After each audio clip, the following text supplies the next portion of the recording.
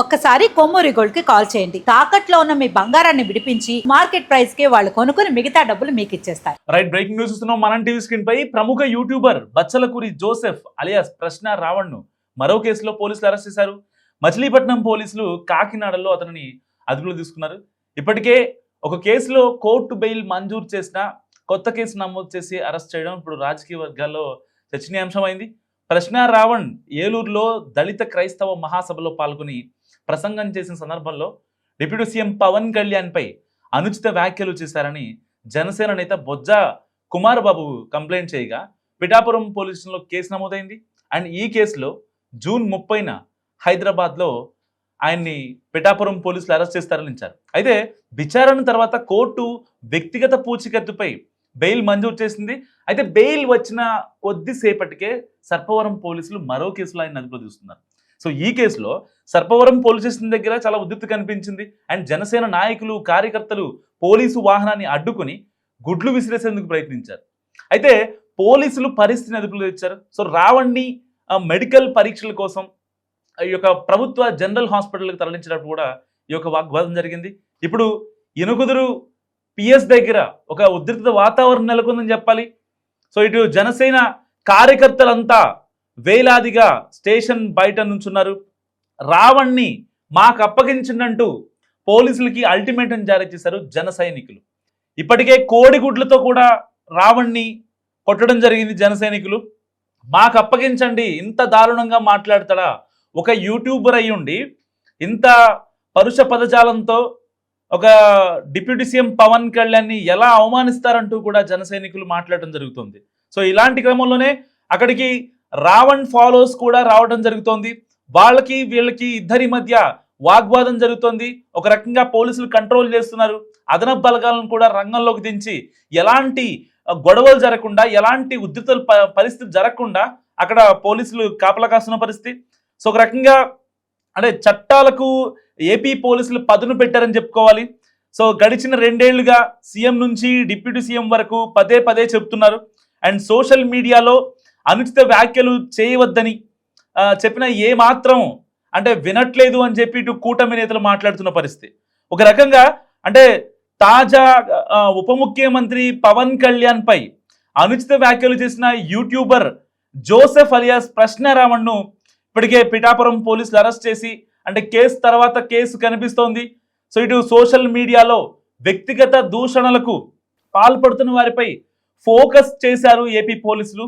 So ఈ నేపథ్యంలో అరెస్టుల పర్వం కొనసాగుతోంది. ఇప్పటికే ప్రశ్న రావణ్ణి ఇటు పిఠాపురం పిఎస్ నుంచి సర్పవరం మళ్ళీ ఆ సర్పవరం పోలీసులు అదుపులో తీసుకున్నారు.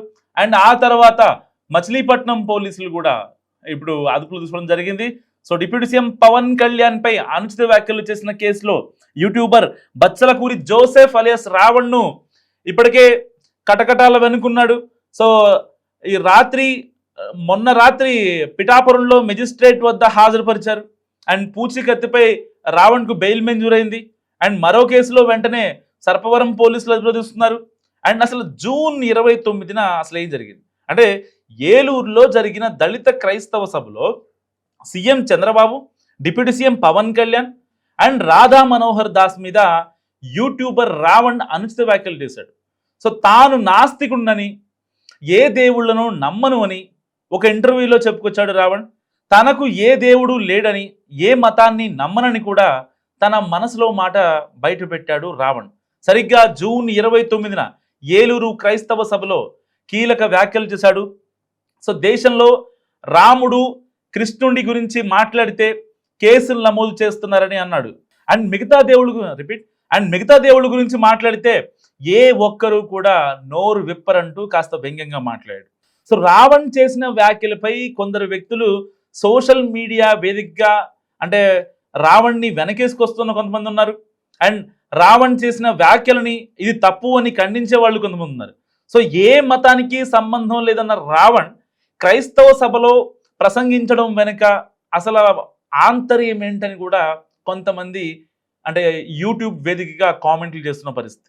సో ఇదే సమయంలో సీఎం చంద్రబాబు, డిప్యూటీ సీఎం పవన్లపై అనుచిత వ్యాఖ్యలు చేస్తూ దిక్కుమాలిన ప్రభుత్వం అంటూ కూడా ఆయన ఆరోపించడం జరిగింది.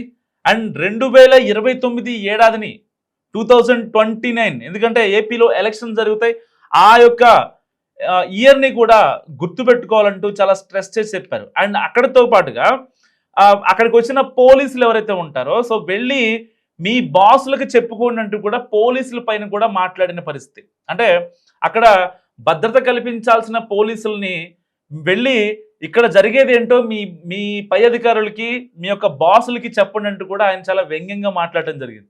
నిజంగా దీనిపై జనసేన కార్యకర్త బొజ్జ కుమార్ కంప్లైంట్ ఇవ్వడంతో ఒక్కసారిగా కేసు నమోదు చేశారు. సో వ్యక్తులతో పాటు కులాలను రెచ్చగొట్టేలా ఇటు అభ్యంతరకర వ్యాఖ్యలు చేసినట్టు కూడా ఈ యొక్క జనసేన కార్యకర్త బొజ్జ కుమార్ కంప్లైంట్ రేజ్ చేయడంతో ఒక్కసారిగా ఆయన అరెస్ట్ చేశారు. అండ్ దాని తర్వాత పిఠాపురం పిఎస్ తరలించారు. సో ఇలాంటి నేపథ్యంలో ఇంకా ఒక హైడ్రామా కొనసాగుతోంది.